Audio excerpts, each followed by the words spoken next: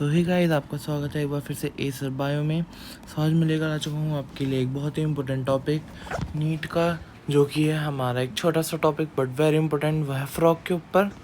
सो NEET में on an average पिछले 2-3 साल का रिकॉर्ड देखा जाए तो 3 से 4 क्वेश्चन पूछे जा रहे हैं। तो मतलब ये टॉपिक है जो है काफ़ी इम्पोर्टेंट है। तो आइए स्टार्ट करते हैं हमारा टॉपिक फ्रॉग। तो फ्रॉग का जो हमारा साइंटिफिक नेम है जो इंडिया में पाया जाता है उसका नाम होता है हमारे पास राना टिग्रीना। ये जो है फाइलम कॉर्डेटा को बिलोंग करता है, मतलब इसके पास नोटोकॉर्ड होती है। और ये क्लास एम्फीबिया होता है। एम्फीबिया वो होते हैं जो कि लैंड और वाटर दोनों पर रह पाते हैं, ये मैंने बात यहाँ पे लिखी है। और ये मोस्टली जो है फ्रेश वाटर में रहना पसंद करते हैं। और जैसे कि आप सबको पता ही है, जो फ्रॉग जो है उनका कांस्टेंट बॉडी टेम्परेचर नहीं होता क्योंकि वो कोल्ड ब्लडेड होते हैं, पोइकिलोथर्म्स होते हैं।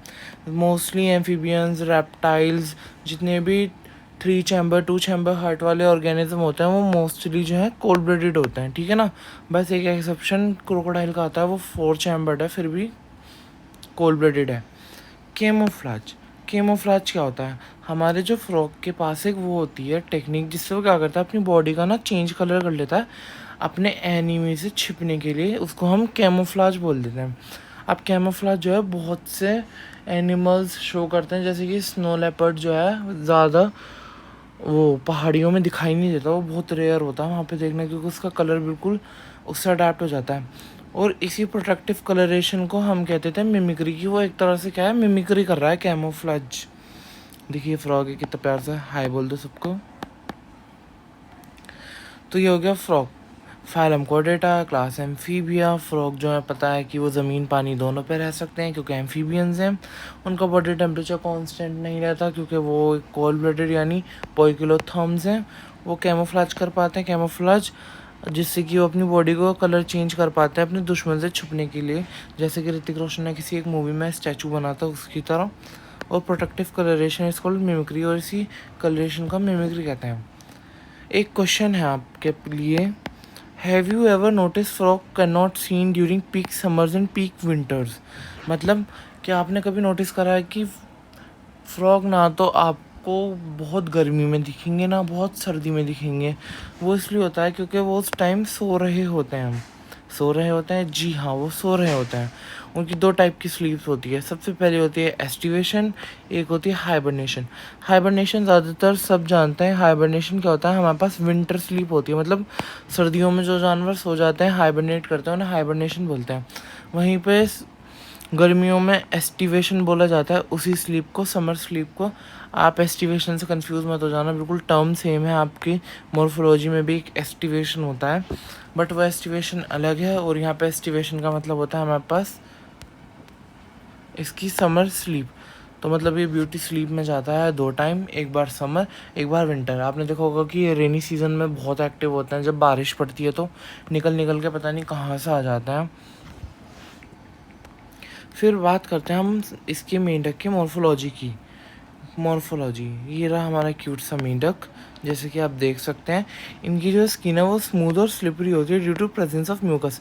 कभी आपने मेंढक को हाथ लगाओ तो आपको पता चलेगा कि ये बहुत गिलगिला सा रहता है ऊपर से, क्योंकि इसके ऊपर ना म्यूकस की कोटिंग रहती है, स्लिप रहता है। The colour of dorsal side is olive green. अब आपको डोर्सल साइड पता होगा, डोर्सल मतलब कि ये जो बैक साइड होती है ना, इसको हम डोर्सल साइड बोलते हैं। और जो हमारे फ्रंट साइड होती है इसको हम बोलते हैं वेंट्रल। तो डोर्सल से आप देख सकते हैं कि बहुत ज़्यादा dark green, olive green with dark irregular spots जो इस पर बने हुए हैं, ये इसकी मॉर्फोलॉजी है। मतलब मॉर्फोलॉजी क्या होती है, आउटसाइड कैरेक्टर्स, मतलब जो हम देख सकते हैं अपनी आँखों से।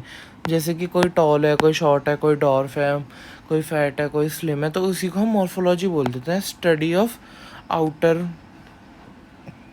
Body. The colour of dorsal side is olive green with irregular dark spots, वो हमने बात कर लिया।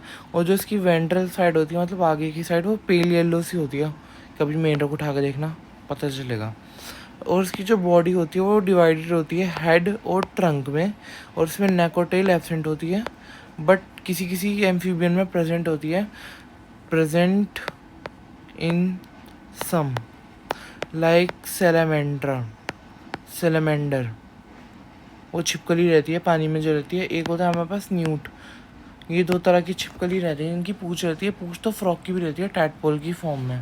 उसके टैडपोल की फ्रॉग रहती है, वो पूँछ रहती है। और यहाँ पे बहुत ही एक इंटरेस्टिंग चीज़ लिखी है मैंने इस सर्कल के अंदर, वो I don't drink water but absorb water through skin. अब ये बात कहना चाह रहा है हमारा प्यारा सा राना टिग्राना। वो क्या कहना चाह रहा है? वो ये कहना चाह रहा है कि मैं पानी नहीं पीता, पर मैं उसे अब्जॉर्ब करता हूँ अपनी स्किन के थ्रू। इसकी स्किन में ना म्यूकस की कोटिंग होती है, उसमें पोर्स रहते हैं, जिसकी मदद से ये पानी को अब्जॉर्ब कर लेता है। कितनी यूनिक फीचर है, मतलब पानी में रह के पानी नहीं पीता। इसकी जो आइज़ है वो कवर्ड रहती है हमारे पास एक निक्टेटिंग मेम्ब्रेन की, जिससे कि ये वाटर में तैर पाता है। जो इसकी आइज़ है ना, इसके ऊपर मान लीजिए ऐसी पार्शियल सी कवरिंग सी रहती है, ट्रांसपेरेंट सी, जिससे की मदद से ये पानी में देख सकता है बिना अपनी आइज़ को डैमेज करे हुए। एक तरह से गॉगल्स मान लीजिए आप इसे। निक्टेटिंग मेम्ब्रेन्स को गॉगल्स भी मान सकते हैं जो स्विमर्स पहनते हैं ना अपनी आइज़ को प्रोटेक्ट करने के लिए, बिल्कुल वैसा। टिम्फेनम रिप्रेजेंट द ईयर। इनके कोई, ये जो आप देख रहे हैं ये इनके कान होते हैं साइड में, एक्सटर्नल ईयर्स नहीं होते इनके। इसी को हमने नाम दिया टिम्फेनम, जो कि ईयर को रिप्रेजेंट करता है। और इनके पास भी 4 लिम्स होते हैं। Hind limbs help in swimming, walking, leaping and boring. 4 limbs के होते हैं, आगे के पैर हो गए हमारे पास 4 लिम्स, और पीछे के ये पैर हो गए हमारे पास hind limbs. The hind limbs have 5 digit, they are larger muscular. इनके जो पीछे के पैर हैं आप देख सकते हैं कि काफ़ी बड़े से हैं और स्ट्रॉन्गर भी हैं आगे वालों से। वो इसलिए क्योंकि ये जो हेल्प करते हैं ना पीछे वाले पैर, ये हेल्प करते हैं हमारे स्विमिंग में मोस्टली, बरोइंग और लीपिंग में हेल्प करते हैं हमारे मेनली हाइंड लिम्स। और जो 4 लिम्स हैं उनकी होती है हमारे पास 4 डिजिट। मतलब ये डिजिट का मतलब क्या है, ये रहा। 4 लिम्ब में हमारे पास ना 4 उंगलियाँ होती हैं बस, और हाइंड लिम्ब में हमारे पास 5 उंगलियाँ होती हैं इसके, ठीक है। और बहुत एक इम्पोर्टेंट चीज़, इसके जो 4 लिम्ब है उसकी फर्स्ट डिजिट पे होता है हमारे पास कोपुलेटरी पैड, जो कि होता है हमारे पास एक सेक्सुअल डायमॉर्फिज्म का कैरेक्टर। ये हो गया 4 लिम्ब और ये हो गया हाइंड लिम्ब। हाइंड लिम्ब जो है 5 डिजिट रहता है, और इसके जो फीट होते हैं वो होते हैं हमारे पास वेब्ड। वेब्ड मतलब जाली जैसे, जैसे कि ये ऐसे बन जाते हैं जिससे कि ये पानी में जो है ना आराम से तैर पाते हैं, ठीक है। सेक्सुअल डायमॉर्फिज्म, वही मैं आपको बात करने वाला था। सेक्सुअल डायमॉर्फिज्म का मतलब क्या है, इनके कुछ कैरेक्टर्स जो कि इन्हें अलग अलग करते हैं मेल फीमेल को। मेल की बात करें तो उसके पास एक कोपुलेटरी पैड होता है 4 लिम्ब के फर्स्ट डिजिट पे। 25 का PYQ है, काफ़ी इंपॉर्टेंट है।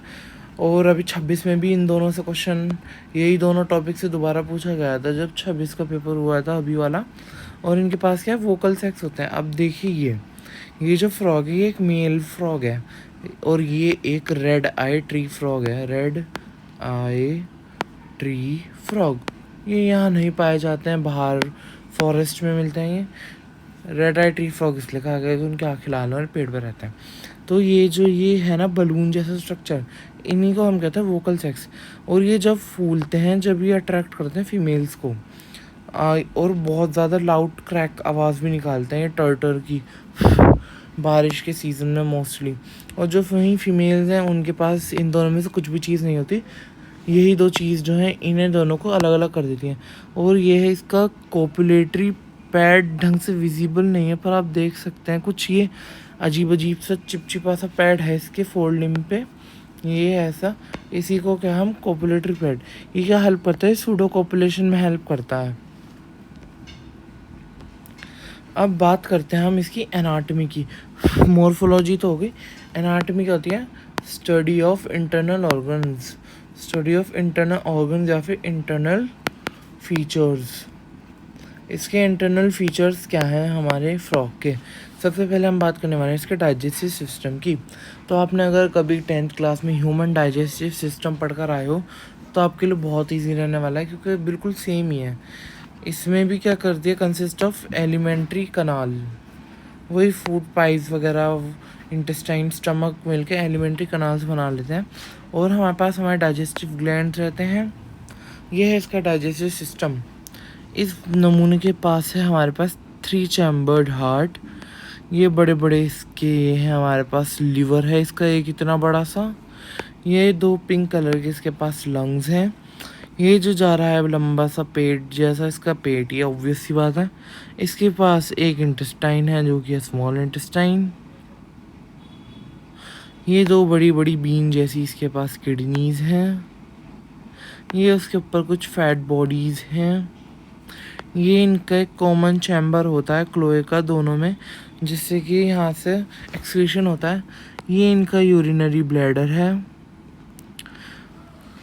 तो क्या होता है, alimentary canal is short because frog are carnivore, hence length of intestine reduce. अब आपको पता होगा कि कार्निवोर्स के जो वो हैं इंटेस्टाइन रिड्यूस हो जाते हैं क्योंकि उनको जो है प्रोटीन खाना पड़ता है और प्रोटीन ईजिली डाइजेस्ट हो जाता है, तो एक्स्ट्रा पार्ट वो क्यों रखेंगे। वहीं पे हर्बीवोर्स का जो है इंटेस्टाइन लॉन्ग होता है क्योंकि उन्हें सेलुलोज को डाइजेस्ट करने में काफ़ी टाइम लगता है। तो इनका जो खाने का जो पाथ है वो स्टार्ट होता है माउथ से। उनने खाना लिया। इनमें भी क्या होता है, क्या कहते हैं उससे टाइप को, होलोज एक मोड ऑफ न्यूट्रिशन होता है इनमें भी।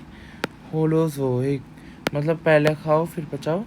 माउथ में खाना लिया, बक्कल कैविटी में गया, ईसोफेगस में गया, ईसोफेगस से स्टमक में गया, स्टमक से इंटेस्टाइन में जाएगा, इंटेस्टाइन में हमारा रेक्टम और रेक्टम से क्लोएका में आ जाएगा।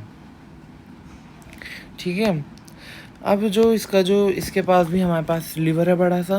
ये लीवर क्या करेगा, ये भी बाइल सिक्रीट करेगा जो कि हमारा गोल ब्लैडर में स्टोर रहता है। ये रहा इसका गोल ब्लैडर, मतलब मेंढक के पास वो हर चीज़ है जो हमारे पास रहती है। तो इसलिए कभी पहले 12th क्लास में मेंढक के डायसेक्शन वगैरह होया करते थे पर अब नहीं होते हैं। इनके पास पैंक्रियाज होती है जो डाइजेस्टिव ग्लैंड प्रोड्यूस करती है pancreatic juice containing digestive enzyme. इनकी पैंक्रियाज भी वही काम करती है जो हमारे करती है। Food is captured by bilobe टंग।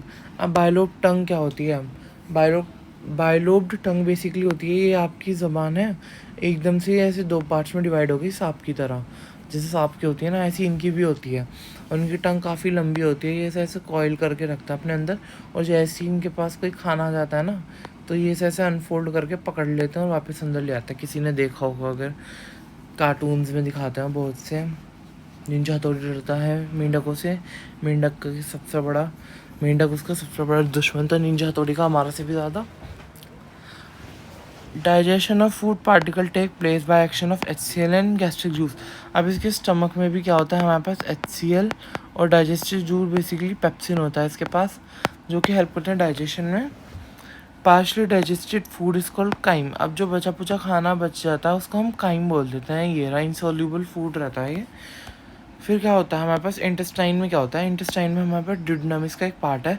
उसमें क्या होता है, बाइल जूस आता है, पैनक्रियाटिक जूस आता है। बाइल जूस क्या करता है, फैट्स को ब्रेक डाउन करता है। और पैंक्रियास क्या करेगा, वहाँ पे डाइजेस्ट करेगा कार्ब्स को और प्रोटीन्स को, वही सेम बिल्कुल ह्यूमंस की तरह। फिर क्या होगा, डाइजेस्टेड फूड जो है absorb finger like projections विलाय। Digested food है वो विलाय के थ्रू एब्जॉर्ब हो जाएगा हमारे पास। और जो अनडाइजेस्टेड फूड है वो चला जाएगा रेक्टम में, रेक्टम से क्लोएका में। ये क्लोएका कॉमन चैम्बर है हमारा फॉर एक्सक्रीटरी सिस्टम और रिप्रोडक्टिव सिस्टम के लिए। ठीक है ना, ये दोनों के लिए कॉमन है इसमें। ओहो, ये लाइन बन गई। अब बात करते हैं इसके रेस्पिरेटरी सिस्टम की। खाना जो खा लिया, अब सांस और उससे की एनर्जी भी तो यूटिलाइज करनी, बट आपके सिलेबस में तो डिटेल में नहीं है। बस आपको याद रखना है कैसे कैसे रेस्पिरेशन करता है। ये 3 डिफरेंट टाइप्स ऑफ रेस्पिरेशन कर सकता है। सबसे पहले लंग्स के थ्रू, गिल्स के थ्रू, स्किन के थ्रू। भाई अपना ऑलराउंडर है, हर जगह सांस ले सकता है कहीं भी हो। सबसे पहले इसके लंग्स आते हैं पिंकिश कलर के, जो मैंने आपको 2 स्ट्रक्चर दिखाए थे, ये रहे। ये इसके लंग्स हैं जो 2 नीचे नीचे निकल रहे हैं। लंग्स के थ्रू जो रेस्पिरेशन होता है सबको पता है, पल्मोनरी रेस्पिरेशन होता है। गिल्स के थ्रू जो रेस्पिरेशन होता है उसको हम नाम देते हैं बैक्कोफेरेंजियल रेस्पिरेशन। और मोस्टली ये हमारा जो है इसका टैडपोल स्टेज में होता है। टैडपोल स्टेज, जब भी टैडपोल होता है ना, इसके पास जब गिल्स होते हैं क्योंकि वो पानी में रहते हैं इसके टैडपोल। और तीसरा जो रेस्पिरेशन होता है वो स्किन से जो रेस्पिरेशन होता है क्यूटेनियस रेस्पिरेशन। क्यूटेनियस रेस्पिरेशन हमारा अर्थवॉर्म भी दिखाता है, शो करता है, ऑल्सो शो। बट आपके लिए इम्पोर्टेंट ये है फ़िलहाल के लिए फ्रॉग। अब बात करते हैं, हमें पता है कि जो फ्रॉग है वो पानी और ज़मीन दोनों पे रह सकता है। तो अब हम ये देखना है कि ये कहाँ पे किस ऑर्गन से रेस्पिरेशन कर पाता है। तो सबसे पहले बात करते हैं हम ज़मीन पे। ज़मीन पे जो फ्रॉग होता है वो या तो अपनी स्किन से रेस्पिरेशन करता है या लंग्स से। गिल से तो करेगा नहीं क्योंकि पानी में तो है नहीं, साफ सी बात है। दूसरा जो रेस्पिरेशन करता है वो वाटर में किससे करता है, स्किन से और गिल्स से। अब पानी में लंग्स से कोई सांस ले सकता है नहीं। तो आपने कुछ चीज़ नोटिस करी होगी कि जो स्किन रेस्पिरेशन है इसका काफ़ी इम्पोर्टेंट है। वो इसलिए क्योंकि वो फ्रॉग जो है वो नेगेटिव प्रेशर ब्रीदिंग शो करता है। मतलब वो या तो एक टाइम पे खा सकता है या एक टाइम पे सांस ले सकता है। तो बेचारे के लिए बड़ा मुश्किल है एक साथ दोनों चीज़ करना। हम क्या करते हैं, हम खा भी सकते हैं एक साथ, सांस भी ले सकते हैं, तो हमारा तो कुछ नहीं है। पर बेचारा फ्रॉग जो है वो मर भी सकता है अगर खाते खाते सांस लेगा। तो इसलिए वो ज़्यादातर जो है स्किन से सांस लेता है अपने। और एक बहुत ही इम्पोर्टेंट लाइन जो जिससे नीट का PYQ 25 में पूछा गया था 3-4 स्टेटमेंट देकर, वो ये कि ड्यूरिंग एस्टिवेशन और hibernation respiration take place by skin. जब मान लो हमारा फ्रॉग है वो मज़े से सो रहा है, अपना चैन की नींद लेके, तो वो क्या करेगा, वो रेस्पिरेशन तो करेगा नहीं, अपने सांस लेगा बार बार उठ उठ कर। तो वो अपनी स्किन के ज़रिए सांस लेता है जिससे कि वो ज़िंदा बचा पड़ा रहता है अपने एस्टिवेशन और हाइबरनेशन पे। ठीक है ना। तो यहाँ पे आपके 2 एनाटॉमी स्ट्रक्चर कंप्लीट हो गए हैं, एक डाइजेस्टिव और एक रेस्पिरेटरी। अब बात करते हैं हम हमारे सर्कुलेटरी सिस्टम की, कि इसमें जो हमारे नहीं मतलब फ्रॉग के सर्कुलेटरी सिस्टम की। तो इसका जो सर्कुलेटरी सिस्टम होता है वो क्लोज टाइप होता है। क्लोज टाइप वो होता है मतलब जिसमें जो है हमारा हार्ट ऐसे है ना, इसका 3 चैम्बर्ड हार्ट। तो ब्लड जो है वेन्स के जरिए बॉडी में जाएगा, ऐसे नहीं है कि डायरेक्ट ब्लड में जो है ऑर्गन्स बात कर रहे हैं, बात मतलब नहाना। और ये भी मैंने बता दिया कि इसका 3 चैम्बर्ड हार्ट होता है जिसमें कि 2 अपर लोअर चैम्बर होते हैं इसके पास, एट्रिया, और एक नीचे का होता है इसके पास बड़ा सा वेंट्रिकल। मतलब यहाँ पे इनकम्प्लीट डबल सर्कुलेशन देखा जाता है, इनकम्प्लीट डबल सर्कुलेशन। हार्ट जो है कवर्ड होता है हमारे पास एक मेम्ब्रेन, पेरिकार्डियम। ये बिल्कुल इंसानों की तरह कॉमन है, इसके पास भी पेरिकार्डियम है। अब देखिए ये है हार्ट का एक स्ट्रक्चर। यहाँ पे इसका ये ब्लू सा हिस्सा जो है ये है लेफ्ट एट्रियम, और ये जो इसका राइट हिस्सा है ये है राइट एट्रियम, और जो ये नीचे का इसका हिस्सा है ये है हमारे पास वेंट्रिकल, खाली एक वेंट्रिकल। और वेंट्रिकल जो है इसका ये एक हिस्से में ओपन होता है सैक लाइक स्ट्रक्चर जिसका नाम है हमारे पास कोनस, वो सॉरी हाँ कोनस आर्ट्रियोसस। इस डायग्राम में दे नहीं रखा है इसका कोनस आर्ट्रियोसस। वेंट्रिकल के वेंट्रल साइड से एक सैक लाइक स्ट्रक्चर निकलता है जिसका नाम होता है कोनस आर्ट्रियोसस। और एक होता है हमारे पास इसके 2 स्पेशल अलग से वो होते हैं, क्या कहते हैं, चैम्बर या जंक्शन, जिनका नाम दिया साइनस विनोसस और कोनस आर्ट्रियोसस। साइनस विनोसस क्या कहते हैं, ट्रायंगुलर स्ट्रक्चर होता है जो कि राइट एट्रियम को जोड़ता है हमारे पास। ये इन दोनों राइट एट्रियम को जोड़ेगा यहाँ पे साइनस विनोसस। और ये क्या कहता है, ब्लड रिसीव करता है वेना कावा से। वेना कावा कहाँ है हमारा, वेना कावा, इसमें वेना कावा ये रहा। यहाँ से इसके पास जो है ब्लड आता है, वो इधर उधर जाता है बॉडी के पास। अब ये तो सबको पता ही है कि आर्टरीज जो होती हैं हमारी क्या करती हैं, ब्लड को जो है बॉडी पार्ट्स के पास लेके जाती हैं, और वेन्स क्या करती हैं, वो ब्लड को हार्ट के पास लेकर आती हैं, मतलब डीऑक्सीजनेटेड ब्लड लेकर आती हैं, डीऑक्सीजनेटेड ब्लड लेकर आएंगी। अब जो है इनके पास 2 पोर्टल सिस्टम होते हैं हमारे पास, एक होता है हेपेटिक और एक होता है हमारे पास renal portal system. Portal system basically कुछ नहीं होता, पोर्टल्स होते हैं ना, मतलब कुछ ऑर्गन्स एक साथ मिलकर काम करते हैं और पोर्टल सा बना लेते हैं। तो हेपेटिक पोर्टल सिस्टम वो होता है जिसमें क्या होता है, वेनस सिस्टम और लीवर और इंटेस्टाइन के बीच में होता है हमारा वेनस सिस्टम। हेपेटिक जो है लीवर के लिए यूज़ करा जाता है हमारे पास। लीवर और इंटेस्टाइन के बीच में एक जंक्शन रहता है जिससे कि वहाँ से एक्सचेंज हो पाता है हमारा, उसी को हेपेटिक पोर्टल सिस्टम कह देते हैं। वहीं हमारा रेनल पोर्टर सिस्टम, रेनल से याद रखिए किडनी, तो किडनी और उससे नीचे के पार्ट से जो सिस्टम जुड़े रहते हैं वेनस के थ्रू, वेन्स है ये, वेनस मतलब वेन्स, उसी को हम रेनल पोर्टल सिस्टम भी कह देते हैं। और यहाँ पे एक बहुत ही स्पेशल बात की गई है, जो इनके पास ब्लड है वो ये तो पता ही है कि प्लाज्मा और फॉर्म्ड एलिमेंट्स होते हैं, आरबीसी, डब्ल्यूबीसी और प्लेटलेट्स। तो आप नोटिस कर रहे होंगे कि जो ये मेंढक है ये बहुत ज़्यादा सिमिलर है हम ह्यूमंस से। ब्लड क्या काम करता है, कैरी न्यूट्रिएंट, गैसेस, वाटर, और फॉर्म्ड एलिमेंट में इसके पास सबसे पहले जो इसकी आरबीसी होती है, ये बहुत यूनिक फीचर है इसका, वो न्यूक्लिएट होती है, मतलब इसकी आरबीसी के पास न्यूक्लियस होता है, हमारी के पास नहीं होता। वहीं WBC fight against germs, pathogens. Platelet क्या काम करेगी, ये काम करेगी हमारा क्लॉटिंग में हेल्प करेगी, ब्लड क्लॉट होने से बचाएगी। इन बेचारों को भी चोट लगती है, इन्हें भी ज़रूरत है उसकी।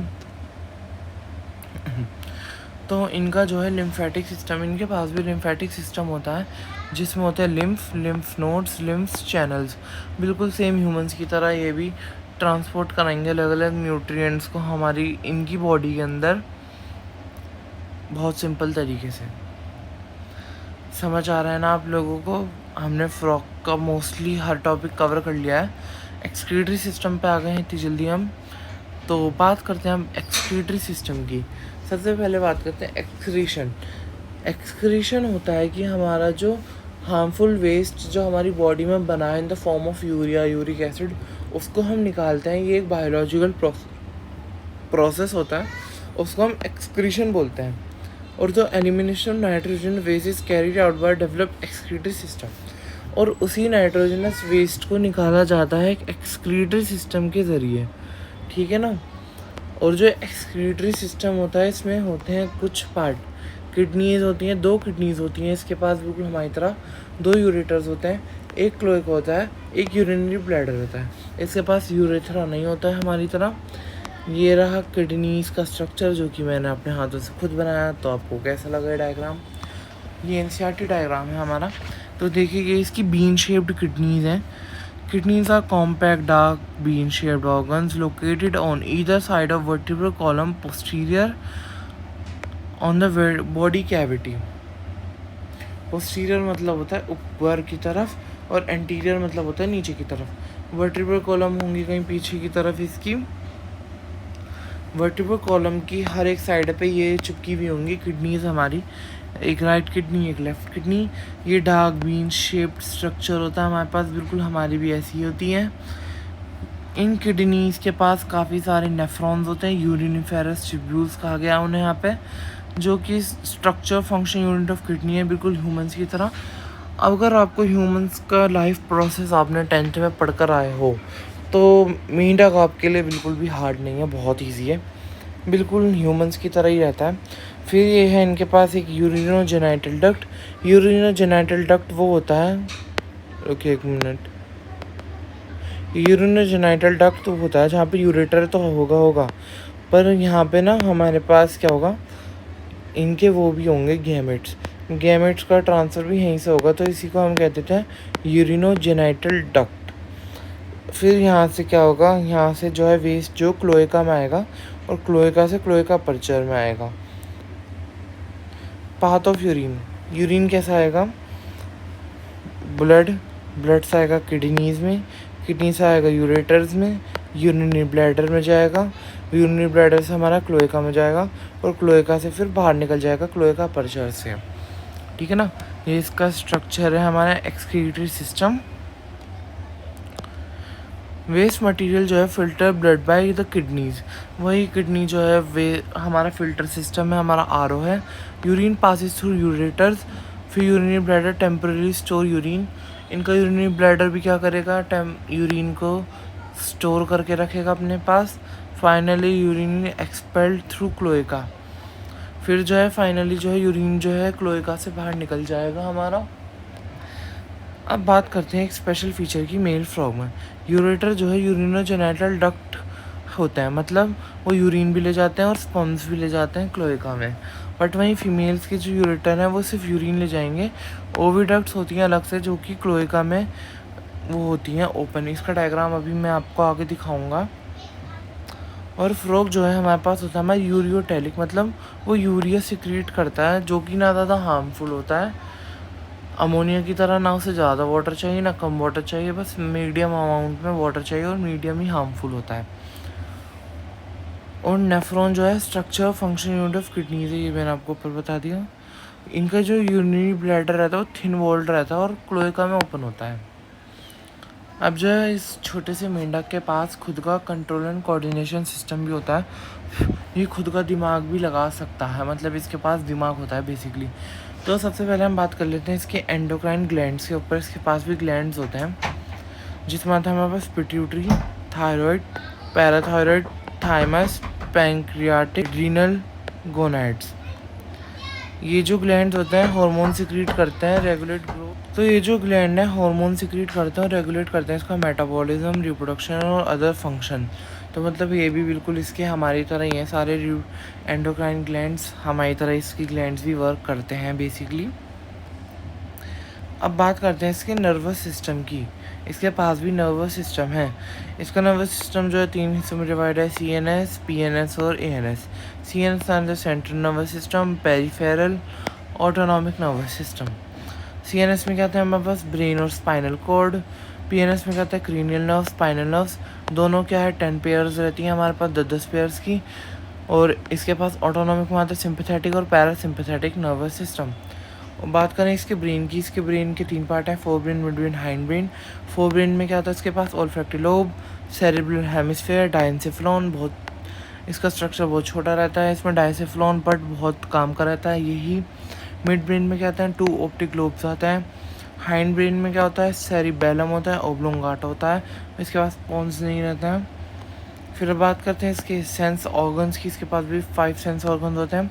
सबसे पहले इसकी आंखें बल्ज आउट वाली, जो कि विजन के लिए इस्तेमाल करते हैं। टिम्फेनम, हेयरिंग, सुनने के लिए काम आती हैं। सेंसरी पेपिले, टच रिसेप्टर्स, छूने के लिए इसके पास कुछ रिसेप्टर्स रहते हैं इसके बॉडी पे जो हेल्प करते हैं इसे टच करने में चीज़ों को। टेस्ट बर्ड, इसकी ज़बान पे टेस्ट बर्ड रहते हैं जो हेल्प करते हैं टेस्ट करने में। नाजल एपिथीलियम फॉर स्मेल, मतलब भाई के पास भी सब कुछ होता है, हर चीज़ जो कि एक इंसान के पास होती है। क्या ही डिफरेंस है भाई इनमें। फिर बात करते हैं इनके रिप्रोडक्टिव सिस्टम्स की। इनके पास भी इनका खुद का रिप्रोडक्टिव सिस्टम होता है। सबसे पहले फ्रॉक जो है हमारे पास डायोशियस होते हैं, मतलब फीमेल और मेल अलग होते हैं, male and female separate. Male and female reproductive organs are present in separate individuals. Fertilisation जो है इनका एक्सटर्नल होता है और डेवलपमेंट इनडायरेक्ट होती है। डेवलपमेंट इनडायरेक्ट का मतलब इनके पास जो है लार्वा स्टेज होती है और इसके लार्वा को टेडपोल बोलते हैं। ये रहा इसके जो लार्वा होता है वो टेडपोल होता है हमारे पास। मैंने तो काफ़ी सारे पकड़े थे एक टाइम पे, टेडपोल्स मेरे पास थे बहुत सारे। पानी में मिल जाते हैं क्योंकि पानी में ही इनके अंडे रहते हैं। फिर बात करते हैं हम हमारे मेल रिप्रोडक्टिव सिस्टम्स की। तो ये ऊपर वाला ही सिस्टम है जो मैंने आपको दिखाया था। ये इनके टेस्टिस रहते हैं, उनके ऊपर रहती है कुछ फैट बॉडीज़ और ये कोल्ड स्ट्रक्चर इनका रहता है vasa efferentia. Organs, a pair of yellowish testis attach to the upper parts of the kidney by mesorchium. एक टिश्यू रहता है मीजोक्रियम जिसकी मदद से किडनी से अटैच रहते हैं functionally. From each testis arise several vasa efferentia. हर एक टेस्टिस से वासा एफरेंशिया निकलेंगे जो कि किडनी में एंटर्स करते हैं और फिर यूरेटर में यूरिनोजेनिटल डक्ट में आ जाते हैं। यूरेटर जो है यूरिनोजेनिटल डक्ट की तरह एक्ट करता है और फिर वो क्लोएका में ओपन हो जाता है। ये हमने ऊपर बात कर ली थी। फिर बात करते हैं हमारे फीमेल रिप्रोडक्टिव सिस्टम की।